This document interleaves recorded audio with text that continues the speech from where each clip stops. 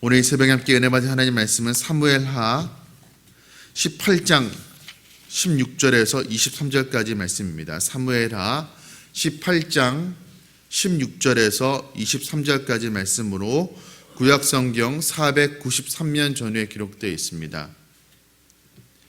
사무엘하 18장 16절부터 23절까지의 말씀을 함께 봉독하겠습니다. 요압이 나팔을 불어 백성들에게 그치게 하니 그들이 이스라엘을 추격하지 아니하고 돌아오니라. 그들이 압살롬을 옮겨다가 숲을 가운데 큰 구멍에 그를 던지고 그 위에 매우 큰 돌 무더기를 쌓으니라. 온 이스라엘 무리가 각기 장막으로 도망하니라. 압살롬이 살았을 때에 자기를 위하여 한 비석을 마련하여 세웠으니 이는 그가 자기 이름을 전할 아들이 내게 없다고 말하였음이더라. 그러므로 자기 이름을 기념하여 그 비석에 이름을 붙였으며 그 비석의 왕의 골짜기에 있고 이제까지 그것을 압살롬의 기념비라 일컫더라. 사독의 아들 아히마아스가 이르되 청하건대 내가 빨리 왕에게 가서 여호와께서 왕의 원수 갚아주신 소식을 전하게 하소서. 요압이 그에게 이르되 너는 오늘 소식을 전하는 자가 되지 말고 다른 날에 전할 것이니라. 왕의 아들이 죽었나니 내가 오늘 소식을 전하지 못하리라 하고 요압이 구스 사람에게 이르되 내가 가서 본 것을 왕께 아뢰라 하매 구스 사람이 요압에게 절하고 다름질하여 가니 사독의 아들 아히마아스가 다시 요압에게 이르되 청하건대 아무쪼록 내가 또한 구스 사람의 뒤를 따라 달려가게 하소서 하니 요압이 이르되 내 아들아 너는 왜 달려가려 하느냐. 이 소식으로 말미암아서는 너는 상을 받지 못하리라 하되 그가 한사코 달려가겠노라 하는지라. 요압이 이르되 그리하라 하니 아히마아스가 들길로 다름질하여 구스 사람보다 앞질러 가니라. 아멘. 우리가 지금 다윗의 아들 압살롬이 아버지 다윗 왕에게 반역한 스토리를 우리가 살펴보고 있습니다. 오늘 본문을 이해하기 위해서 우리가 앞선 본문을 조금 살펴볼 필요가 있습니다. 압살롬의 군대와 다윗의 군대가 이제 전쟁을 벌이게 됩니다. 수적으로는 다윗의 군대가 절대적으로 열세였습니다.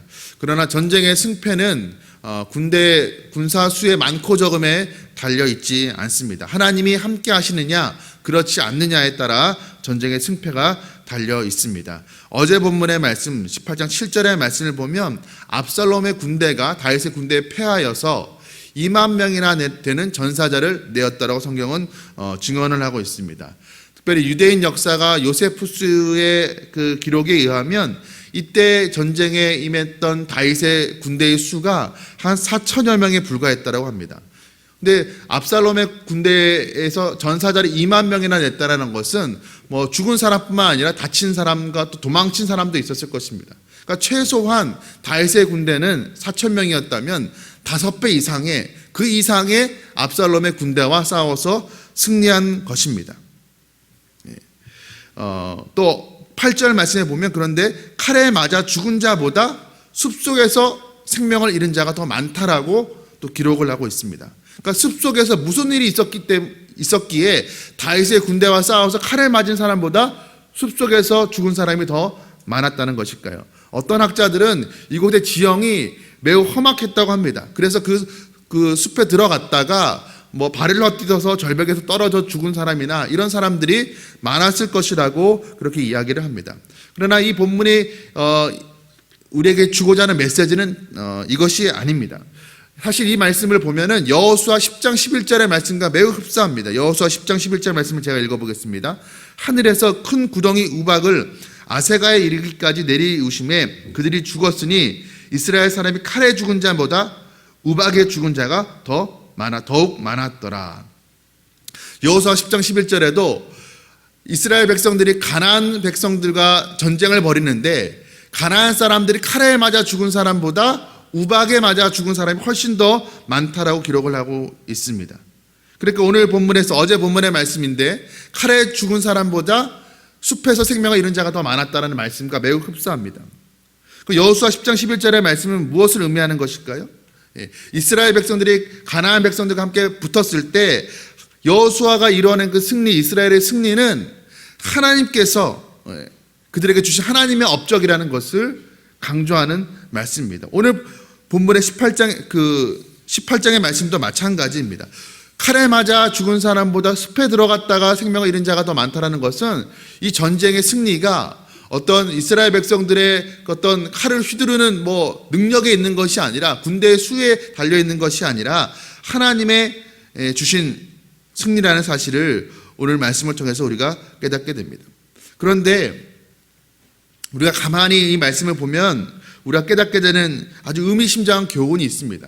사실 지금 사무엘하 후반부에서 계속 일어나는 일련의 사건들, 다윗에게는 비극의 사건들입니다.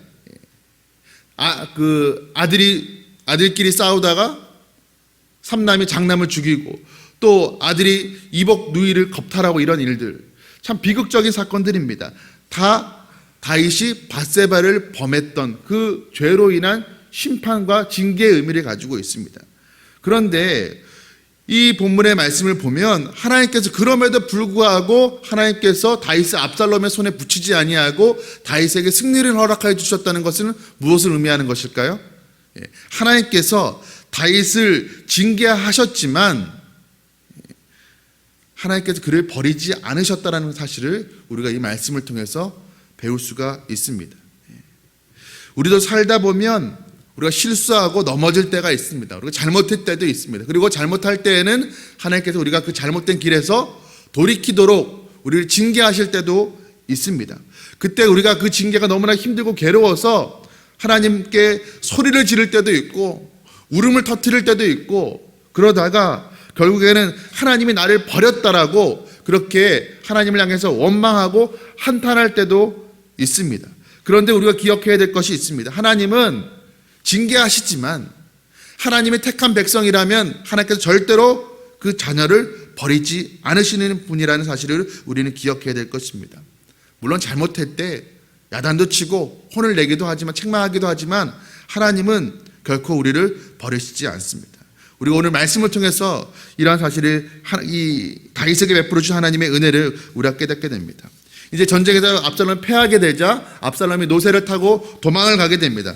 그러다가 그 압살롬의 그 머리가 상수리 나무에 걸려서 대롱대롱 매달리게 됩니다. 노새는 도망가 버리고 그 압살롬의 몸만 나무에 머리카락이 걸려서 대롱대롱 매달린 것을 요압의 군대가 발견하게 되고, 요압이 그 다윗의 그 청에도 불구하고 아들을 살려주라는 그 청에도 불구하고 요압이 그 압살롬을 창으로 찌르고 주변에 있는 군사들이 압살롬에게 달려들어서 압살롬 죽이는 그런 이야기가 어제 본문의 말씀에 기록되어 있습니다. 그렇게 결국 압살롬 전쟁에서도 패하고 압살롬은 전사하는 그런 결과를 맞이하게 됩니다. 그리고 오늘 본문의 말씀인데, 이제 압살롬의 죽음으로 전쟁이 끝나게 됩니다. 종결되었습니다. 더 이상 싸울 필요가 없게 된 것이죠. 그래서 요압이 나팔을 불어서 양쪽의 군사들이 더 이상 싸우지 않도록 하였더라고 오늘 본문의 말씀 그렇게 시작을 하고 있습니다. 그러니까 압살롬에 따르던 군사들은 이제 흩어져서 집으로 돌아갔고, 요압의 군대들은 이제 모여서 압살롬을 이제 묻었습니다. 그 압살롬의 시체를 다윗 왕에게 가져가 봤자 좋아할 일이 아니었죠. 그래서 그냥 그 전쟁터에 그대로 묻게 됩니다. 돌무더기로 묻어버리게 됩니다. 그러니까 압살롬은 사실 왕족이라면 가족의 묘에 묻혀야 됐지만, 압살롬은 하나님의 심판과 징계의 의미로 그렇게 전사하였기 때문에 그냥 그 전쟁터 광야에 그냥 묻히게 되었습니다.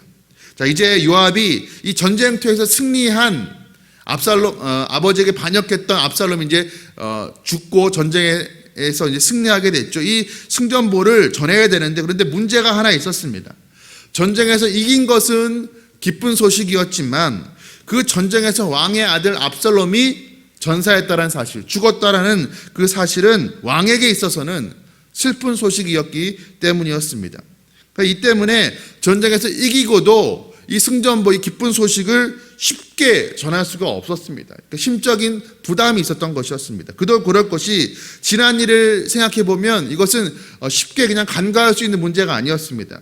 다윗의 경쟁자이며 어떤 다윗을 죽이려고 했던 정치적인 원수 그 사울의 죽음을 전했던 아말렉 소년도 죽음을 당했습니다. 그리고 이스보셋을 죽이고 그의 머리를 가지고 왔던 레갑과 비아나도 목숨을 잃었습니다. 그러니까 다윗 왕에게 와서 어떻게 보면 다윗의 정적과 원수들, 반대자들의 죽음을 알렸던 사람들은 다 다윗 앞에서 죽음을 당했습니다. 그러니까 그것을 볼 때 이번에도 자칫 잘못하면 물론 반역자이긴 하지만 다윗의 아들인 압살롬의 죽음을 전했다가는 그 전한 사람이 죽임을 당할 수도 있는 그런 일이었습니다. 이런 상황에서 근데 사독의 아들, 오늘 본문의 말씀 보면 아히마아스라는 사람이 자청해서, 자기가 스스로 자청해서 다윗에게 가서 소식을 전하겠다고 합니다. 그러자 요압이 아히마아스를 말립니다. 오늘 보면 20절의 말씀에 이런 말씀이 기록되어 있습니다. 오늘 이 기쁜 소식, 희소식이라고 전할 사람은 네가 아니다. 나중에 전할 기회가 있을 것이다. 왕자가 죽은 날인데, 다윗의 아들이 죽은 날인데 이게 무슨 좋은 소식이라고 네가 가져가려고 하느냐, 이렇게 말리게 됩니다. 그리고 대신에 그 아히마아스 대신에 요압은 구스 사람, 그러니까 오늘날 에티오피아 사람을 전하게 됩니다. 그러니까 이방인이니까 또 용병이었던 것 같습니다. 이스라엘 사람이 아니니까, 자기 측근이 아닌 그 이방인이라면 혹 죽임을 당하더라도 좀 괜찮다라는 그런 마음을 가지고 있었던 것 같습니다. 이 구스 사람은 자신이 어떤 위험에 처했는지 모르고 이제 전령으로 보내지게 되죠. 그런데 이 구스 사람이 떠난 다음에 아히마아스가 다시 요압에게 청을 하게 됩니다. 다시 보내달라고 요청을 하게 됩니다. 그러니까 요압이 이번에 다시 또 달랩니다. 22절 하반부의 말씀에 요압이 이르되 내 아들아 너는 왜 달려가려 하느냐, 이 소식으로 말미암아서는 너는 상을 받지 못하리라 하되. 왜 자꾸 가려고 하느냐? 네가 혹시 이 승전보를 알려가지고 네가 혹시 상 받을 마음 욕심 때문에 그러는 게 아니냐? 너는 이 소식을 전해서는 상을 받지 못할 것이라고 요압이 일러줍니다. 그러나 계속 이 아히마아스가 자신을 보내달라고 조르자 요압이 하는 수 없이 그를 보내게 됩니다. 23절 말씀에 그가 한사코 달려가겠노라 하는지라 요압이 이르되 그리하라 하니 아히마아스가 들길로 다름질하여 구스 사람보다 앞질러 가니라. 이 아히마아스가 왜 이 다윗에게 이 전쟁에서 이긴 이 소식을 자기가 가겠다라고 이렇게 한사코 고집을 부렸던 것일까요? 분명히 요압은 네가 이 일로는 상을 받지 못하리라는 것을 일러 주었습니다. 그리고 이 아히마아스도 아마도 전에 있었던 그 사실을 알고 있었을 것입니다. 사울의 소식을 전했다, 아말렉 손에 죽음을 당했던 것, 다윗의 정적의 그 죽음을 기뻐해 전했던 사람들이 어떤 결과를 맞이했는지 그도 알고 있었을 것입니다. 그러나 이 아히마아스는 이 다윗에게 승전보를 전해야 되는 그 목표의식을 가지고 달려갔습니다. 그것도 이 구스 사람보다 앞질러 가기 위해서 들길로 먼저 달려가게 됩니다. 그의 마음 가운데 어떤 이 소식을 전했다가 내가 죽임을 당하리라는 두려움 같은 건 없습니다. 기쁨의 마음으로 그는 달려갔습니다. 그는 달려가야 될 그 이유와 그 목적과 달려가야 될 그 목적지, 방향을 정확히 알고 있던 사람이었습니다. 여러분, 사람들은 누구나 인생이라는 마라톤을 달려가고 있습니다. 그런데 아무런 목표의식 없이 달려가는 사람들이 있습니다. 혹 목표는 있지만 헛된 목표를 정해놓고 열심으로 다림질하는 사람들이 있습니다. 그러나 신약에서 사도 바울은 이렇게 우리에게 권고합니다.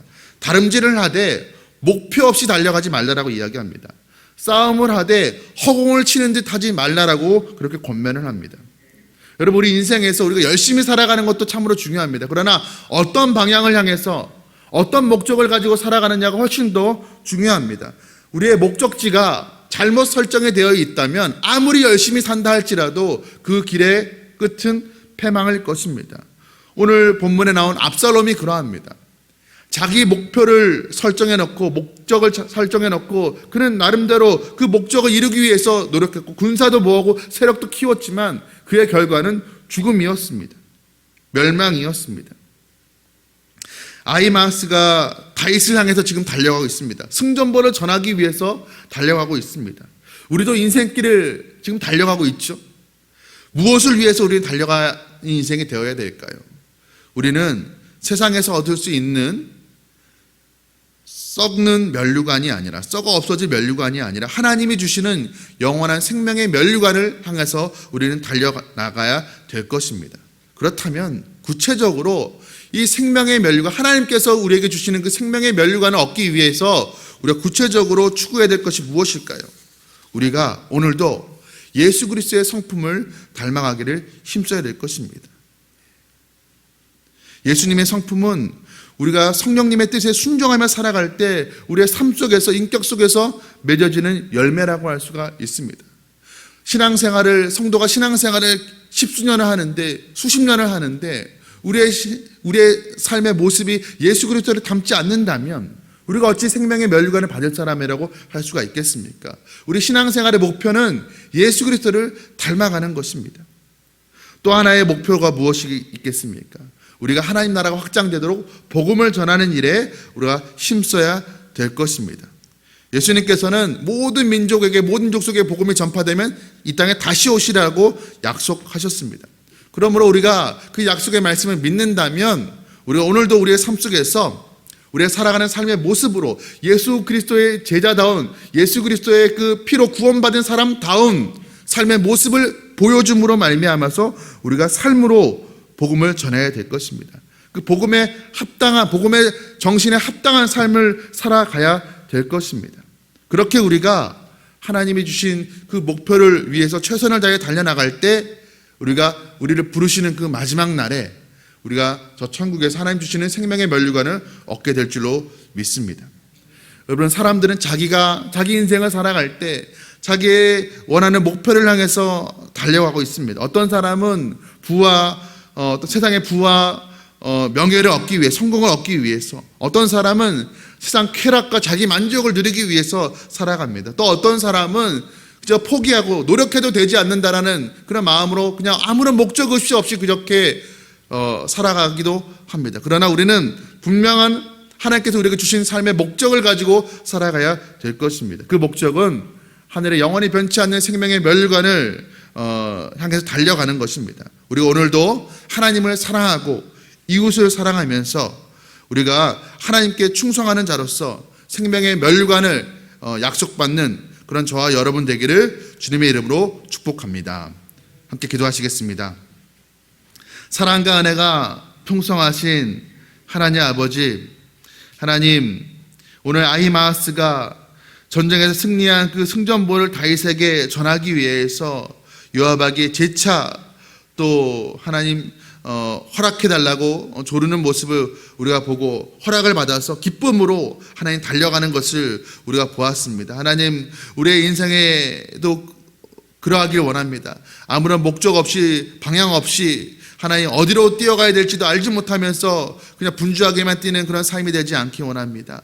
하나님 아버지, 하나님께서 우리에게 약속하신 그 생명의 면류관을 우리의 삶의 목표로 우리가 삼게 하여 주옵시고, 오늘 하루 살아갈 때에도 우리가 예수 그리스도를 닮아가는 삶을 살기를 우리가 힘쓰게 하시고, 그러한 삶으로 우리 주변의 사람들에게, 하나님 알지 못하는 사람들에게 예수 그리스도를 증거하는 그런 삶을 살아갈 수 있도록 주님 도와주시옵소서. 세상 사람들, 세상의 헛된 가치를 추구하면서 하나님 썩어 없어질 것을 하나님 위해서 인생을 허비하지만, 하나님 우리는 저 하늘에 썩지 아니하는 생명의 면류관을 우리가 바라보면서 오늘도 하나님을 사랑하고 이웃을 사랑하면서 오늘 하루를 보내게 하여 주시옵소서. 그래야 할 때 하나님 언젠가 하나님 우리를 부르시는 그날에 하나님께서 직접 우리의 머리에 씌워주시는 그 생명의 면류관을 우리가 받을 수 있도록 은혜 허락하여 주시옵소서. 이 모든 말씀 우리 주 예수 그리스도의 이름으로 간절히 기도드리옵나이다.